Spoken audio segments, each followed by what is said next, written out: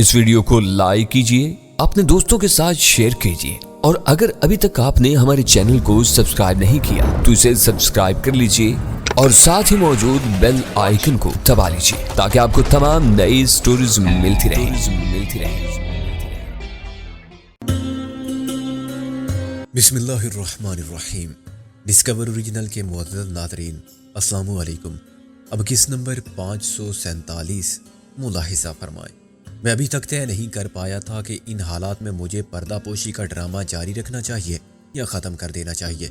ہمارا راز تو فاش ہو گیا تھا اور جب چھپانے کو کچھ نہیں تھا تو ہمارا چھپنا بھی بے مقصد تھا۔ اچانک میں نے محسوس کیا کہ ASI کا مقصد صرف ناجی کو ڈرانا، دھمکا کے خاموش کرنا نہیں ہے، وہ سچ مچ اسے مارنا چاہتا ہے۔ اس کی آنکھوں کی صفاقی خونی چمک میں قاتل جذبہ اتر آیا تھا۔ ٹھہرو، میں نے چلا کر کہا اور اپنا برقع اتار کے ASI پر پھینک دیا۔ برقع اس کے ہاتھ پر جا گرا اور سیکنڈ کے 1000ویں حصے کی تاخیر سے فائر ہوا۔ گر نشانہ چوک گیا۔ برقعے کے اندر ASI کا ہاتھ کچھ جھک گیا تھا۔ گولی ناجی کے پیروں کے قریب زمین میں پیوست ہو گئی۔ برقع اتارتے ہی میں نے تانگے سے جس لگائی اور ناجی کو کھینچ کر اپنے پیچھے لے لیا۔ یہ تم کیا کر رہے ہو؟ میں نے کہا۔ ہٹ جا ورنہ تجھے بھی جان سے مار دوں گا۔ ASI نے برقعے کو جھٹک کر پھر ریوالور لہرایا، لیکن اب اس کا لہجہ مصنوعی اور کھوکھلا تھا۔ اب وہ صرف دھمکی دے رہا تھا۔ وہ لمحہ گزر چکا تھا جب اس کو دستے اجل نے ناجی کی جان لینے کا اختیار دے دیا تھا۔ میں نے کہا، قانون نے تمہیں مجرم کو گرفتار کرنے کا حق دیا ہے، تم سزائے موت نہیں دے سکتے، ایسا کرو گے تو خود قاتل بن جاؤ گے۔ مجھے قانون مت پڑھاؤ، ASI داڑا۔ مجھے بتاؤ کہ اس لڑکے کا جرم کیا ہے؟ یہی کہ اس نے پیر عنایت کے منہ پر سچ بول دیا ہے؟ تم کس منہ سے سچ کی بات کرتے ہو؟ ASI نے میرے سراپا کو طنز آمیز تبصر سے دیکھا۔ سچے آدمی ذرا اپنا چہرہ دیکھو اور پھر یہ اولیا دیکھو، تم کو شرم بھی نہیں آتی؟ یہ ریاکاری اور منافقت کا لبادہ نہیں ہے۔ میں نے اس نفسیاتی عملے کو روکتے ہوئے کہا، شرم اسے نہیں آتی جو اپنی بد باطنی پر نیکی اور پارسائی کی نقاب ڈالے پھرتا ہے اور پیری فقیری کی آڑ میں ضمیر فروشی کرتا ہے۔ ASI نے اپنے ماتحتوں کی طرف دیکھا جو بندوقیں اٹھائے تانگے کو گھیرے کھڑے ہوئے تھے۔ اس نے کہا، دیکھتے کیا ہو، اتار لو انہیں گھسیٹ کر۔ ایک پولیس مین آگے بڑھا اور اس نے نادو کی طرف ہاتھ بڑھا کر اسے برقعے سمیت کھینچنے کی کوشش کی۔ نادو کا ایک پاؤں حرکت میں آیا، ٹھوک کر اس پولیس مین کی ٹھوڑی کے نیچے پڑی۔ اس کے حلق سے کرا نکلی اور وہ بے اختیار گالی دے کر پیچھے ہٹا۔ ASI کا چہرہ غصے میں لال ہو گیا۔ اس نے متعدد اریاں بکنے کے بعد کہا، میں لحاظ کرنے والا آدمی نہیں ہوں، سب کے سامنے عزت اتار دوں گا۔ گدی کی بچی دو لتی چلاتی ہے، چلو سب مل کر کھینچ لو ان دونوں کو، برقع ہی نہیں کپڑے بھی اتار دو کنجری کے۔ میں نے خاموشی سے ریوالور نکال لیا۔ ان میں سے کسی نے ہاتھ بھی لگایا اسے تو میں اس کے سر میں سوراخ کر دوں گا۔ ASI میرے ہاتھ میں ریوالور دیکھ کر بری طرح چونکا۔ مجھے اس کی آنکھوں میں حیرانی نظر آئی۔ آہستہ آہستہ اس کی سوالیہ نگاہیں پیر عنایت پر جم گئی۔ کالی پہلے خود اترا، پھر اس نے نازو کو ہاتھ تھام کر اتارا۔ تینوں پولیس مین ایک قدم پیچھے ہٹ گئے، لیکن انہوں نے اپنی رائفلوں کا رخ نہیں بدلا۔ مقابلے کا کوئی فائدہ نہیں، ASI نے کہا، تم سب مارے جاؤ گے۔ بہتر یہی ہے کہ برقعے اتار دو اور خود کو قانون کے حوالے کر دو۔ شاید غالب نے بھی پولیس کی بے بسی کا اندازہ کر لیا تھا۔ وہ بہت کم طاقت کے ساتھ عملہ آور ہونے کی غلطی کر چکے تھے۔ انہیں پیر عنایت نے نامکمل اطلاعات فراہم کر کے غلط فہمی میں مبتلا کر دیا تھا۔ اب ان کے لیے نہ جائے رفتن نہ پائے ماندن والی بات تھی کہ وہ ہم سے ہتھیار چھین کر ہمیں گرفتار کرنے سے بھی قاصر تھے اور سوری کہہ کے واپس جانے کی سبکی برداشت کرنے کا حوصلہ بھی نہیں رکھتے تھے۔ غالب نے کہا، تم نے پولیس کو ہمارے پیچھے لگا کے کتنے نفل کا ثواب حاصل کیا پیر جی؟ اگر ہم گرفتار ہو جاتے تو تمہیں پولیس سے کیا انعام ملتا؟ یہ میرا فرض تھا۔ تم دشمن کے ایجنٹ ہو، پیر عنایت نے ڈٹھائی سے کہا۔ سور کے بچے، تم پولیس کے مخبر ہو، انہی کے دم سے تمہارا کاروبار جاری ہے۔ شاید اسی پیری فقیری کے پردے میں تم نے بدماشی کے سارے دھندے چلا رکھے ہوں گے۔ میں نے اسے مشتعل کرنے کے لیے کہا، تم چرس اور گانجا بیچتے ہوگے، عقیدت مند عورتوں کی کمزوری سے فائدہ اٹھا کے انہیں بلیک میل کرتے ہوگے۔ غالب نے کہا، اگر تمہارے عقیدت مندوں پر تمہاری اصلیت کھل جائے تو وہ تمہارا منہ کالا کر کے تمہیں ننگا کر کے گدھے پر بٹھائیں۔ تھانے دار، تم کیا کر رہے ہو آخر؟ پیر عنایت نے چیخ کر کہا، تم انہیں پکڑتے کیوں نہیں؟ تمہارے ہاتھ میں بھی اسلحہ ہے، پھر ڈر کیوں رہے ہو؟ پیر کی بات کا رد عمل وہی ہوا جو میں چاہتا تھا۔ تھانے دار کی غیرت جاگ اٹھی۔ اس نے جوش میں آ کر کہا، ڈرنے والے کی میں تو ان کو مہلت دے رہا تھا، خون خرابہ نہیں چاہتا تھا۔ اس جملے میں متعدد باری بھرکم گالیاں شامل تھی۔ غصے میں عقل مند آدمی کی عقل بھی ماری جاتی ہے۔ اے ایس آئی نے پاگل ہو کر ایکشن کا حکم جاری کر دیا۔ آگے بڑھ کر پکڑ لو سب کو، جو مقابلہ کرے اسے گولی مار دو۔ ان دونوں کے پاس کچھ بھی نہیں ہے جو برقعے میں ہے۔ اسلحہ ہوتا تو یہ بھی مقابلے پر آ جاتے برقعے سے نکل کر۔ عورت کو چھوڑ دو، مرد سے چمٹ جاؤ سارے مل کر۔ اس کے بعد چند منٹ میں سب کچھ ہو گیا۔ 5-7 منٹ کی گفتگو کا ایک مقصد یہ بھی تھا کہ ہم جوابی کارروائی کے لیے تیار ہو جائیں اور پھر ایک واضح حکمت عملی اختیار کر لیں۔ آپس میں مشورے کی گنجائش نہ تھی، مگر ذہنی ہم آہنگی کے باعث ہم سب کی سوچ میں خاصی مطابقت آ گئی تھی، اور عموماً ہم کسی بھی صورتحال کا مقابلہ کرتے ہوئے متحد قوت اور مربوط لائے عمل کا مظاہرہ کرتے تھے۔ میں نے موقع پا کے نازو کو ایسے اشارے کیے جو دشمن کی نظر میں کوئی مفہوم نہ رکھتے تھے، مگر نازو نے میری بات سمجھ لی تھی۔ آہستہ آہستہ وہ تینوں پولیس والوں کے قریب ہو گئی تھی۔ پہلے وہ غالب کے ساتھ کھڑی ہوئی تھی، مگر اب ان کے درمیان 2 فٹ کی دوری تھی۔ غالب نے برقعے کے اندر سے مجھے بتا دیا تھا کہ ریوالور کا رخ کس سمت میں ہے۔ اس کے ہاتھ کی خفیف سی حرکت کے ساتھ ریوالور کی نالی کی پوزیشن واضح ہو گئی تھی۔ اے ایس آئی نے اپنی لا علمی کا خود اعتراف کر لیا تھا۔ اسے پیر عنایت نے واقعی یہ نہیں بتایا تھا کہ ہم سب مسلح ہیں۔ معلوم نہیں اس نے یہ جھوٹ بولنا کیوں ضروری سمجھا تھا۔ شاید یہ بات معلوم ہو جاتی تو اے ایس آئی اتنی محدود قوت کے ساتھ ہمارے تعاقب میں نہ ہوتا۔ آخر عنایت کیوں چاہتا تھا کہ پولیس ہر قیمت پر ہمیں پکڑے؟ مجھے اس کے جذبات میں ذاتی اناد کا انتقامی انداز جھلکتا محسوس ہوتا تھا۔ یہ فرض شناسی وطن کی سرزمین پر تخریبی عناصر کے خلاف قانون کی مدد کا جذبہ نہیں لگتا تھا، اور بہت جلد مجھے معلوم ہو گیا کہ میرے یہ تاثر بے بنیاد نہیں تھا۔ تینوں پولیس والے ایک ساتھ غالب کی طرف بڑھے۔ اے ایس آئی نے بھی اپنا ریوالور انتہائی جارحانہ انداز میں میری طرف اٹھا لیا، جیسے وہ واقعی مرنے مارنے کے لیے تیار ہے۔ اس نے ہاتھ کی انگلی کو خطرناک انداز میں ٹریگر پر رکھ لیا تھا، اور اب میری آنکھوں میں آنکھیں ڈالے وہ مجھے چیلنج کرتا محسوس ہوتا تھا۔ ہمت ہے تو کر لو مقابلہ۔ تینوں پولیس والوں کی ساری توجہ غالب پر مرتکز تھی، اور ان کو کسی حد تک یقین تھا کہ عورت خود کو اس جنگ سے الگ رکھے گی، مگر نازو اچانک درمیان میں خائل ہو گئی۔ اسے پلک جھپکنے میں اپنا برقع اتار کر پھینک دیا۔ ایک لمحے کے لیے تینوں پولیس والوں کی نظریں خیرہ ہو گئی۔ نازو کے حسن کا پہلا جلوہ بے حجاب اس طرح اثر کرتا تھا، پھر اس سے پہلے کہ وہ سنبھلتے اور بندوق اٹھاتے، نازو نے انہیں الٹ پلٹ کے رکھ دیا۔ کوئی یہاں گرا، کوئی وہاں گرا۔ پہلا شخص اس کی لات لگتے ہی گھوم کر زمین پر بیٹھ گیا تھا، دوسرے کو اس نے ایک جھٹکے سے اپنی طرف کھینچا اور تیسرے پر پھینک دیا۔ ان کی رائفلیں ہاتھوں سے نکل کر پرواز کر گئیں۔ میں کچھ بھی نہیں کر رہا تھا، اس لیے میں نے نازو کی مار کا آرائی کا سارا منظر دیکھا۔ تینوں سپاہی اٹھنے کی کوشش کر رہے تھے کہ نازو نے اپنا ریوالور نکال لیا۔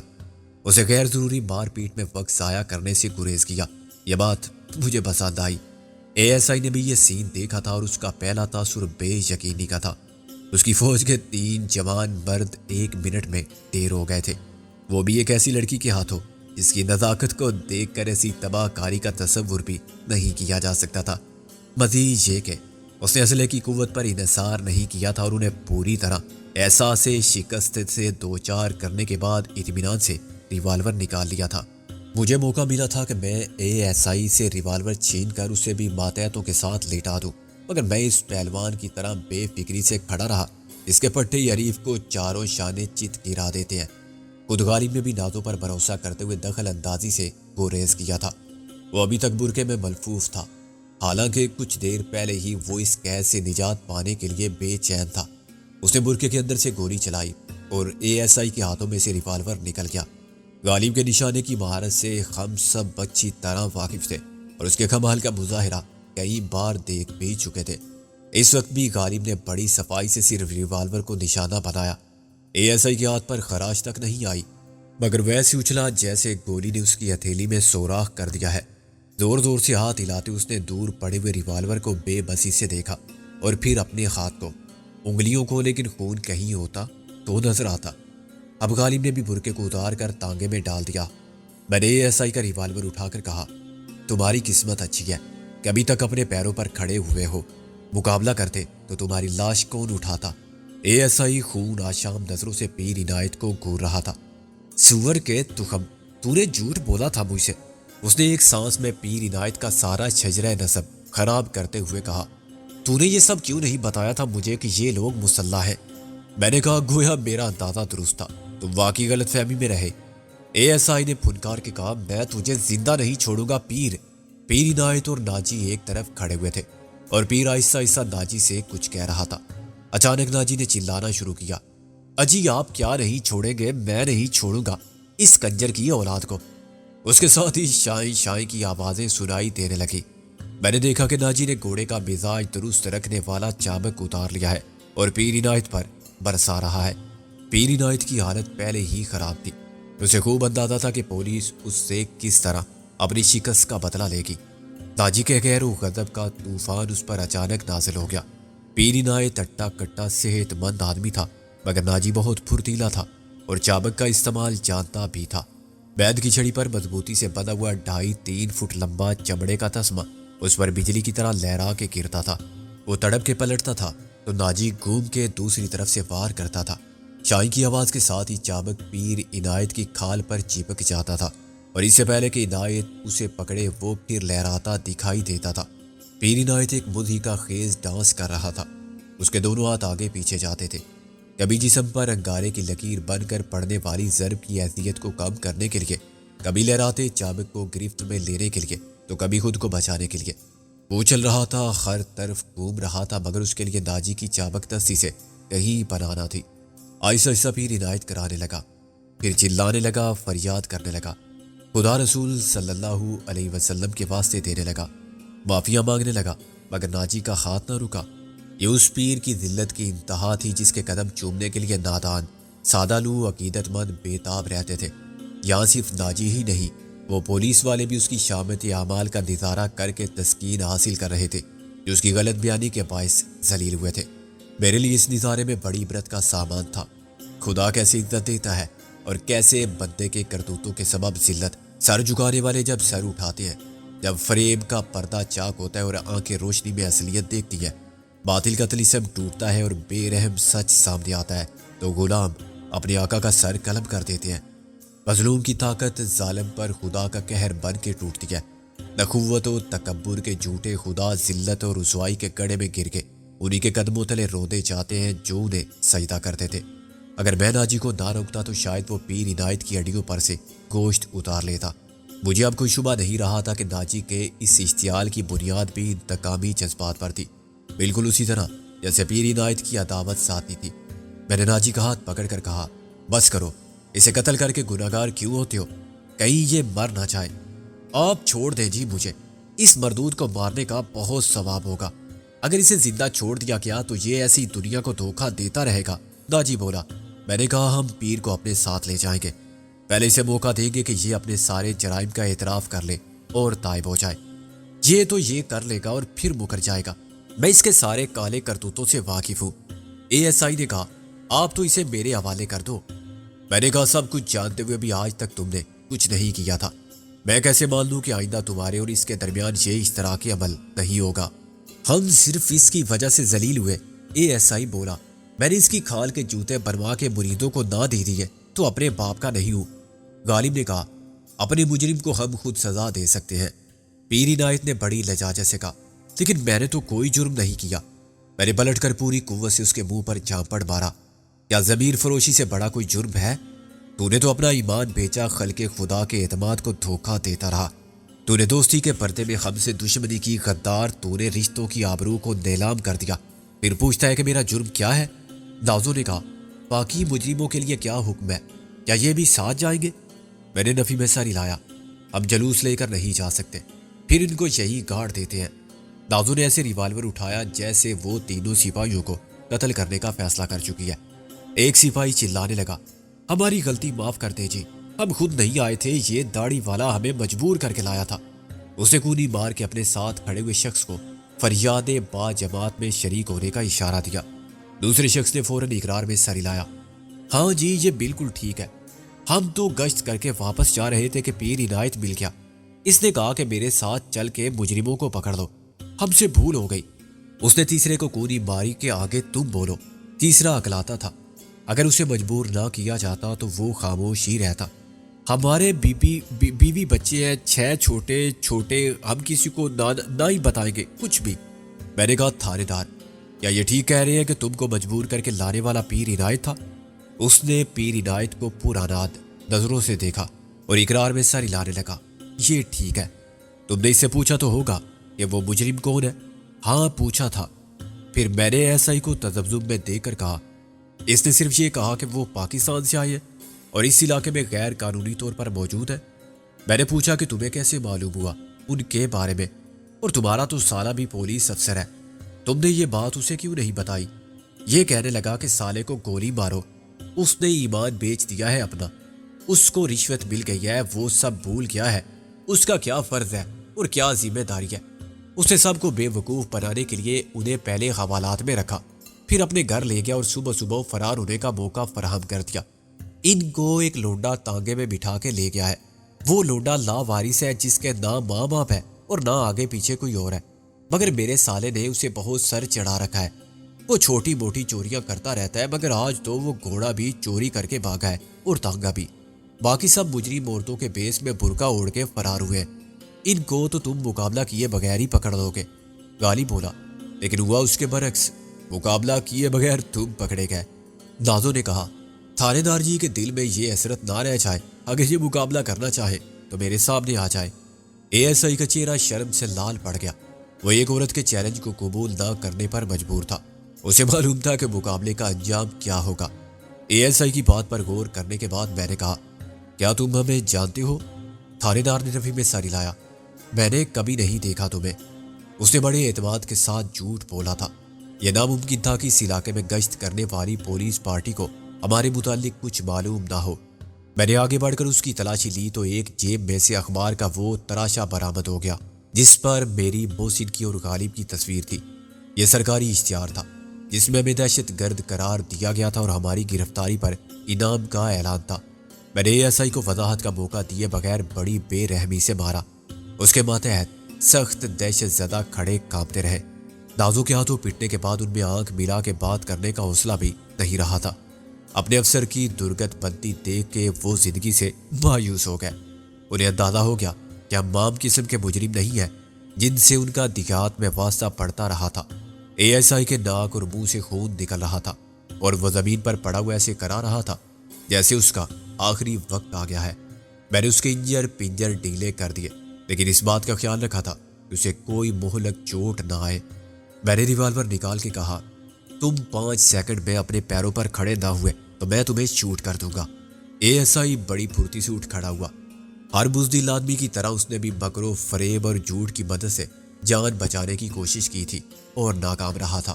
اب اس کے پاس کہنے کو کچھ بھی نہ تھا۔ میں نے غالب سے کہا، ان کا اسلحہ انہیں پیش کر دو، مگر ناکارہ کرنے کے بعد اور ان کو جانے دو واپس۔ غالب نے تینوں رائفلوں کے میگزین نکال لیے اور پتھر مار کے سب کے گھوڑے ناکارہ کر دیے۔ بلٹ جام ہو جانے کے بعد اس بات کا امکان بھی نہ رہا کہ رائفلیں پھر کبھی استعمال ہونے کے قابل ہوں گی۔ میں نے ریوالور خالی کیا اور اے ایس آئی کو واپس کرنے سے پہلے اس کا ٹریگر توڑ دیا۔ ہم بلا وجہ کسی کی جان لینے کے قائل نہیں ہیں، اس لیے تم زندہ واپس جا رہے ہو۔ میں نے کہا، اپنے ساتھ ہم صرف اس دغا باز پیر کو لے جائیں گے، لیکن اسے بھی قتل کرنے کا ارادہ نہیں رکھتے۔ جب یہ واپس آ جائے تو تم اپنا حساب برابر کرتے رہنا۔ فی الحال صرف ایک بات اچھی طرح سمجھ لو، اگر تم سب کو اپنی زندگی اور اپنے خاندانوں کی سلامتی عزیز ہے تو جو کچھ ہوا اس کا ذکر کسی سے بھی مت کرنا۔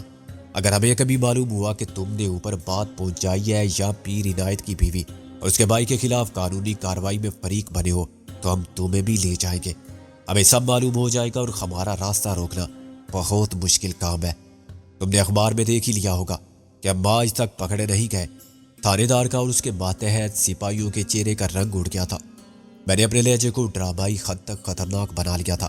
اے ایس آئی نے سر ہلایا اور خاموشی سے اپنی شکست تسلیم کر لی۔ میں نے کہا، تمہاری جیپ ہم لے جا رہے ہیں۔ نازو نے کہا، بھائی ان سے پوچھنے کی کیا ضرورت ہے؟ تھانے دار صاحب تو خود بھی یہی کہنے والے تھے، یہ پیدل چلے جائیں گے۔ غالب نے کہا، پیدل چلنے سے تو صحت ٹھیک رہتی ہے، مگر میں تو کچھ اور سوچ رہا ہوں۔ میں نے کہا، جو کہنا ہے کہہ ڈالو، اپنے تھانے دار صاحب کسی کی بات کا برا نہیں مانتے۔ میں سوچ رہا تھا کہ کیا ہم ایسے کپڑے پہن کر جیپ میں بیٹھے ہوئے اچھے لگیں گے۔ میں اس کی بات کا مطلب سمجھ گیا۔ میں نے مسکرا کر کہا، بالکل اچھے نہیں لگیں گے مگر بڑے مہمان نواز لوگ ہیں یہ، اپنے کپڑے بھی دے دیں گے تمہیں۔ تھانے دار کا منہ احتجاج کے لیے کھلا اور بند ہو گیا۔ اس طرح تم پھنس جاؤ گے۔ سرکاری جیپ، سرکاری وردی، میں نے کہا تمہارا خیال تھا کہ یہ لباس ہمارے لیے باعث شرم ہے؟ ہمارا خیال ہے کہ اس وردی میں تم کو شرم آنی چاہیے۔ آؤ ہم آپس میں لباس بدل لیں۔ تھانے دار کے لیے یہ ذلت ناقابل برداشت تھی۔ وردی تم لے لو مگر یہ ہم عورتوں کے کپڑے نہیں پہن سکتے۔ دازو نے کہا اتنی بہادری اور جوان مردی کا مظاہرہ تم نے آج کیا ہے، اس کے بعد تو تمہیں چوڑیاں بھی پہن لینی چاہیے۔ غالب نے سر ہلایا۔ چوڑیوں کے پیسے ہم دیں گے، واپس جا کے ان کپڑوں سے میچ کرتی ہوئی چوڑیاں خریدنا۔ داجی نے پیچھے سے میرے کندھے پر ہاتھ رکھا۔ ایک بات سن لے جی میری جناب۔ وہ بہت پریشان نظر آ رہا تھا۔ میں اس کے ساتھ چند قدم دور جا کے رک گیا۔ کیا بات ہے نا جی؟ ٹھیک ہے جی، میں اس تھانے دار کو بھی جانتا ہوں اور یہ بھی معلوم ہے مجھے کہ اس وقت پیر عنایت آپ کے پیچھے نہیں میرے پیچھے آیا تھا۔ تمہارے پیچھے؟ میں نے چونک کر کہا۔ ہاں جی، اس نے تھانے دار سے کہا تھا کہ پہلے ناجی کو گولی مار دینا، کوئی بات کیے بغیر۔ آپ نے بچا لیا مجھے، ورنہ یہی ہوتا۔ پوری بات بعد میں آپ کو بتاؤں گا۔ ابھی صرف یہ کہنا تھا بعد میں کہ میرا کیا بنے گا۔ اگر مجھے واپس جانا پڑا تو یہ لوگ مجھے چھوڑیں گے نہیں۔ آپ نے زینب کی جان بچانے کا بندوبست کر لیا اور اس کے بھائی کو بھی بچا لیا، رہ گیا میں غریب۔ میں نے کہا تمہارا کوئی بال بھی بیکا نہیں کر سکتا۔ میں بھول گیا تھا تمہارا ذکر کرنا، اب سمجھا دوں گا انہیں۔ ناجی نفی میں سر ہلانے لگا۔ یہ سمجھنے والے لوگ نہیں ہیں جی، ہو سکتا ہے یہ ابھی مجھے لے جانے کی کوشش کرے۔ زبردستی؟ کون لے جا سکتا ہے تمہیں؟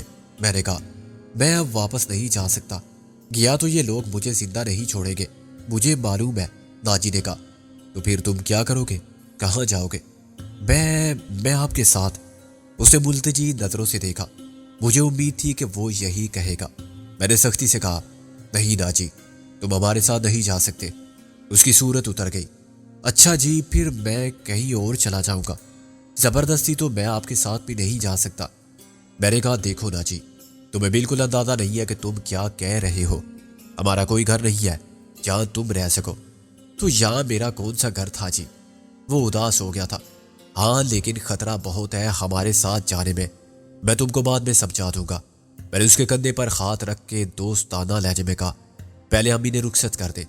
پولیس پارٹی کے ارکان میرے اور ناجی کے خفیہ مذاکرات دیکھتے ہوئے غلط امیدیں وابستہ کر بیٹھے تھے اور یہ سمجھنے لگے تھے کہ ناجی ضرور لحاظ یا خوف کے باعث ان کے ساتھ بہتر سلوک کی سفارش کرے گا۔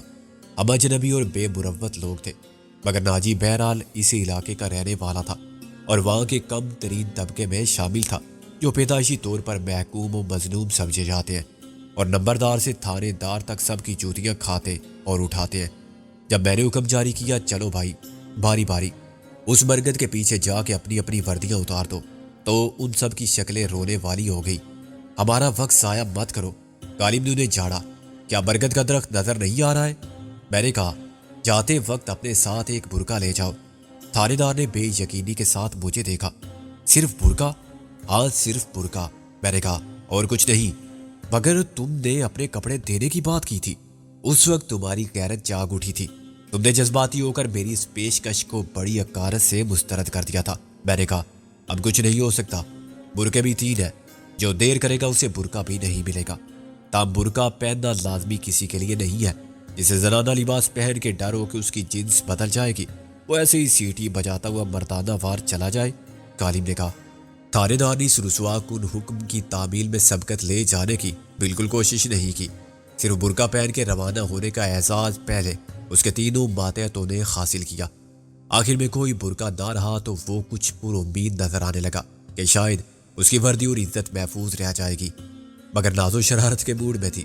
اس نے پیر عنایت سے چادر لے لی اور اس کے وسط میں سر کے سائز کا سوراخ کر کے تھانے دار کے لیے ایک خلت فاخرہ ایجاد کر دی۔ جب اس نے چادر کی چاک میں سر ڈالا اور اس بغیر سلی ابا کو دونوں طرف سے پکڑ کے چلنا شروع کیا تو اس کی حالت سب سے زیادہ مضحکہ خیز ہو گئی۔ وہ سب آگے پیچھے جا رہے تھے اور ایک دوسرے سے 100 قدم کے فاصلے پر چل رہے تھے، مگر ابھی تک ان میں سے کسی نے بھی پلٹ کر نہیں دیکھا تھا۔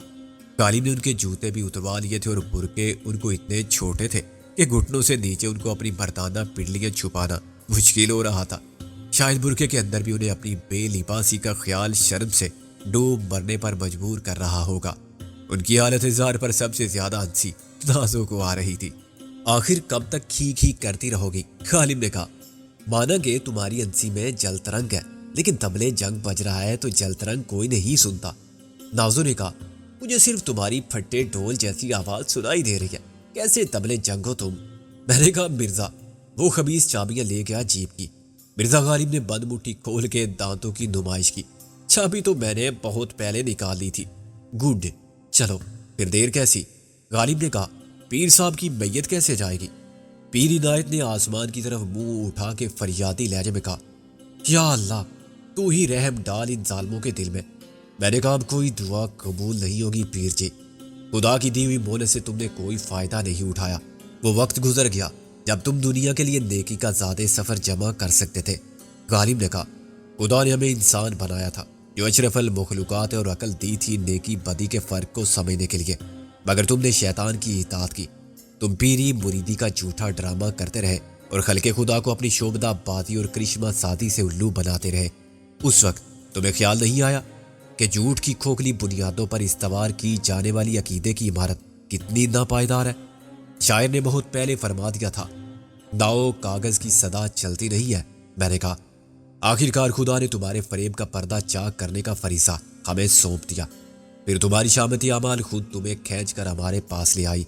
غالب نے ریوالور کو پیر عنایت کی ناک سے چھو کر کہا، ورنہ ہم تو تمہیں پیچھے چھوڑ آئے تھے۔ پیر عنایت علی نے کانپتی ہوئی آواز میں کہا، کیا تم واقعی فیصلہ کر چکے ہو مجھے مارنے کا؟ میں نے کہا کہ اب بھی تم امید رکھتے ہو کہ تمہارے ساتھ رعایت کی جائے گی؟ اس سے تمہیں کوئی فائدہ نہیں ہوگا۔ خلق خدا کو فائدہ ضرور ہوگا، میں نے کہا، اور اسے جیپ کی طرف دھکیل دیا۔ دیکھو میری ایک بات سن لو، پیر عنایت دہشت زدہ ہو کر چلایا۔ وہ جیپ میں بیٹھنے سے ایسے ڈر رہا تھا جیسے یہ آخری سفر پر لے جانے والی میت گاڑی ہے۔ جو کہنا ہے راستے میں کہنا۔ میں نے اس کو جیپ کے پیچھے والے کھلے حصے میں اچھال دیا۔ پچھلے حصے میں آمنے سامنے دو چھوٹی سیٹیں تھیں، ان میں سے ایک پر میں پیر عنایت کے روبرو بیٹھ گیا اور اس کے ہاتھوں میں گھوڑے کی لگام پکڑا دی۔ جیپ چلی تو گھوڑے نے تھوڑی سی مزاحمت کی اور پھر پیچھے پیچھے دوڑنے لگا۔ اگلی سیٹ پر غالب نے ڈرائیونگ کی ذمہ داری سنبھال لی تھی اور اس کے ساتھ بیٹھی ہوئی نازو محض اسے پریشان کرنے کے لیے ڈانٹ ٹپٹ کے انداز میں ہدایات جاری کرتی رہی۔ یہ کیا ہے؟ سیکنڈ گیئر کیوں لگایا ہے؟ تھرڈ گیئر آخر کس دن کام آئے گا؟ اور پھر گاڑی دائیں بائیں کیوں ہل رہی ہے؟ جھٹکے کیوں لے رہی ہے؟ کیا اس کے انجن کو دمے کا مرض لاحق ہے؟ یہ پھر تم نے گڑھے کے دائیں طرف سے گاڑی گزاری ہے، اصولاً بائیں طرف رہنا چاہیے تم کو۔ یہ ٹھیک ہے کہ بائیں طرف درخت تھا، مگر تم ہارن دیتے تو شاید وہ راستے سے ہٹ جاتا۔ کیا تم کو ہارن بجانا بھی نہیں آتا؟ اتنے افسوس کی بات ہے کہ تم کوئی ساز نہیں بجا سکتے۔ ایسے میری طرف دیکھنے کی ضرورت نہیں، ہمیشہ گاڑی چلاتے ہوئے راستے پر نظر رکھو۔ ابھی تم نے ایک معصوم اور بے ضرر جانور کو کچل کے مار دیا ہے، وہ اللہ میاں کی بھینس تھی۔ اللہ میاں کو کیا جواب دو گے حشر کے دن؟ مجھے بھی ہنسی آ رہی تھی اور تعجب بھی تھا کہ غالب خاموش ہے اور نازو کی فضول باتوں کا اس پر کوئی اثر نہیں ہو رہا ہے۔